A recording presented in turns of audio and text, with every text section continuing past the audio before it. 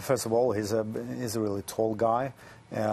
He's blonde, of course, blue eyes. But I guess his character of contradictions. He's on one hand, he's a defender of the Scandinavian social democratic values.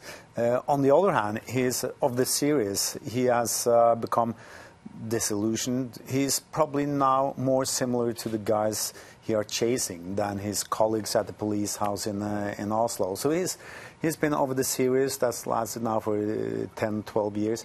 He's been slowly drifting toward the dark side. So he's probably a darker character now than he's ever been.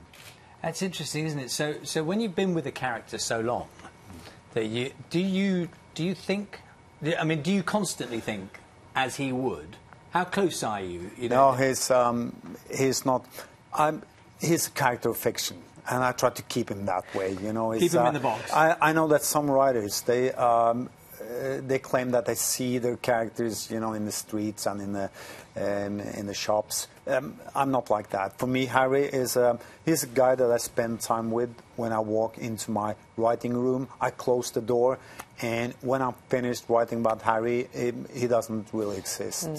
10 books, but lots of your fans, and you have legions of fans out there, sort of irritated by the fact what 2 of them weren't published in English for some time, were they? No, that's true. It's they were published completely out of order. First it was number 5, then it was number 6, then it was back to number 1 and number 2. Somebody said that my publishing house is Random House. They said that's why they call them Random House. I don't know, but the books... You don't care? In September, the last book of the series, Cockroaches, will be published. So then we'll... then we can read them in order. All out. Yeah, you can. Well, we've got... there is a bit of a fascination with kind of Scandinavian crime going on. I know that your book slightly predates, you know, the television stuff that we're seeing now.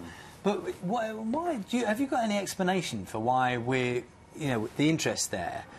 The Wallanders, I mean, there's so much of it now on our television screens.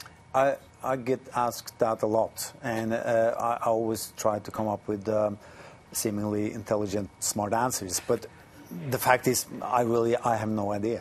It's it could have to do with the fact that there's a long tradition for writing crime fiction in Scandinavia that stems back to the 70s with the Swedish godfathers or godparents Sjöwall and Wahlöö, and they sort of established crime fiction as a genre of quality in Scandinavia. So many young writers they have started writing crime fiction. So and we weren't really aware of it then. No.